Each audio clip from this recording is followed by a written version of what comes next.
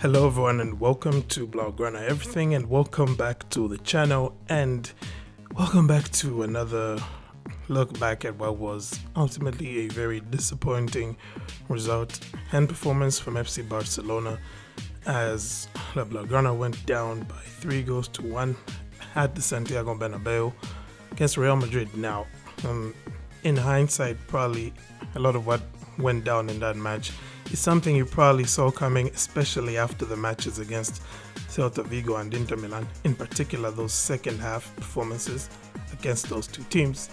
And it seemed like Barca just carried on from the second half against Inter and against Celta, and that's just how they started this game, because quite honestly it was just not good enough. It was obvious what Real Madrid were always going to try and do, and on that first goal, you're looking at Sergio Busquets like, I need you to be stronger in that situation.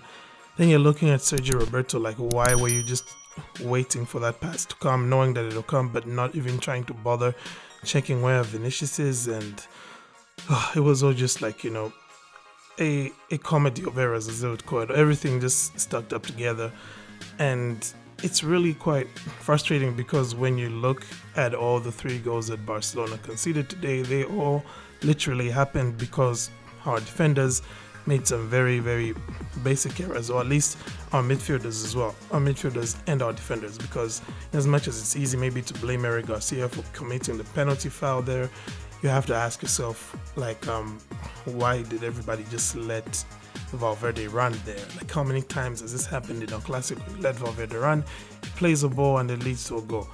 You're supposed to bring those people down on those breaks. I've spoken about this before, actually.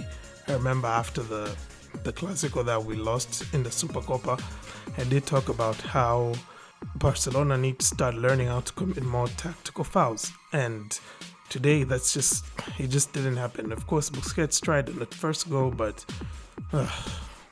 it was just not good enough here today. Obviously, there are some players who, like, are glad that Gerard Piqué wasn't thrown into this one, because just imagine how much of a dumpster fire that would have been with him on the pitch.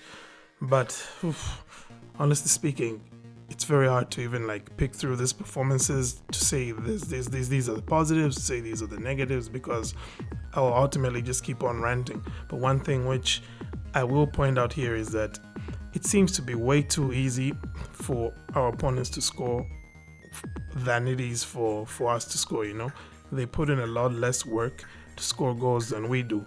And a big part of that is really, I don't know any other way to put this, but our defense keeps deciding these matches, right? We're relying on our defenders, in other words, to do things which they can't at this point in time.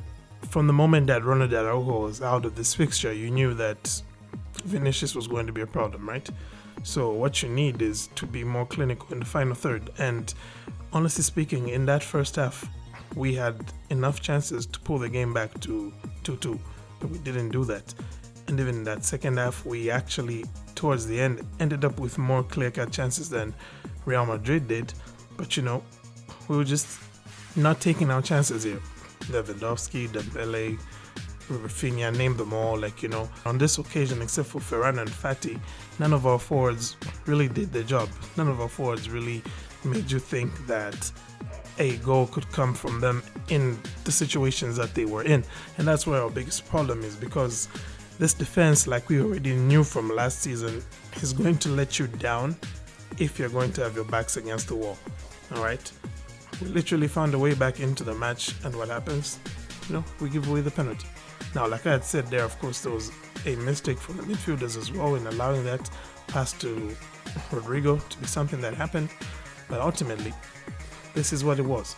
So it's really quite disappointing once again, to be here talking about falling short and all that kind of stuff. And it was really a big 7 days for us that have just gone by, with the match against Inter Milan, then followed that by the match against Real Madrid. Like we always knew from the time we saw the October fixture list, we knew that this run of fixtures here where we play Inter, then we come back and we play Inter again, then we play Real Madrid. We knew this sort of 4 matches here this is where we really need to step up, Like, sure, we could have maybe come short in the other matches, maybe drop points in Mallorca or whatever, but we all knew that what we needed to do was to show up in this moment. Now, obviously, La Liga is something which is like far from over, It's only a 3-point gap. As things stand, we've seen bigger gaps get closed up, and I don't doubt the fact that Barcelona are still in the title race and that they're still going to push Real Madrid all the way if Real Madrid are going to need to win the La Liga this season. In fact, whichever one of Barca or Madrid wins it is going to literally have to just be perfect, because these two teams will push each other that far, I do not doubt, especially if Barca get back at Araujo after that World Cup, then they can get back to full strength. We could see something better from them. But the problem, of course, is that right now our season, as far as ambitions, is already a failure, because we wanted to at least be playing in those knockout fixtures in the Champions League, and we wanted to be standing at equal footing with teams like Real Madrid. But at the moment, it's just still not happening, and it's hard to really say what exactly needs to be different, because you can talk about chances, and as far as I'm concerned, we had more than enough chances in this game to not lose it. But the challenge is that we're not taking those chances. Like the XG for this match in particular, Barcelona had the better chances. Real Madrid scored from a penalty and one really just like a pop shot from outside of the area. And another one on the counter-attack. They took their chances. They didn't necessarily create more chances, but they took theirs. And that's where the issue is for Barca. Can this team take their chances? They're going to be playing Bayern Munich soon, and I do not see how they're supposed to, first of all, keep Bayern Munich at bay, looking at how porous we were on the counter-attack. But secondly, how they're supposed to put chances away, because we saw it already at the Allianz Arena. We dominated that game as well, but we did not score the goals. So, like I said, it's hard to really decide what exactly needs to change. I'm not going to be out here talking about change the manager, because there's some things that the manager does his part. If your team is creating chances, then it means tactically you're doing the right thing. But it's coming down to the players in the moment. In that split second, do you score or do you not score? And right now, these players are just not scoring. So maybe they need more time. I mean, let's not pretend like this front three has been playing together for decades or for years. This is their first season together. They haven't even yet put 30 matches under their belt as a starting trio, having that kind of chemistry. So we might just have to be a bit more patient here. Like, yes, it looked really good coming into the season with all the signings that we made, but I think that this run of fixtures here has really pointed out how, as much as a lot of progress has been made from where we were 12 months ago, we're still not where we thought that we had reached.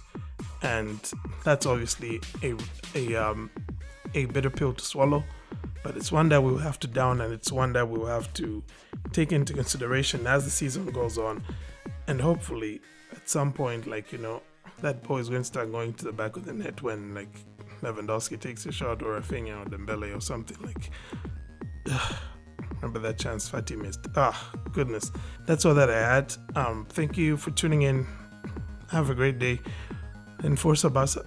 Oh yeah, and see you after the Villarreal match, which is going to be even more intense now for Barca, because this team needs to react.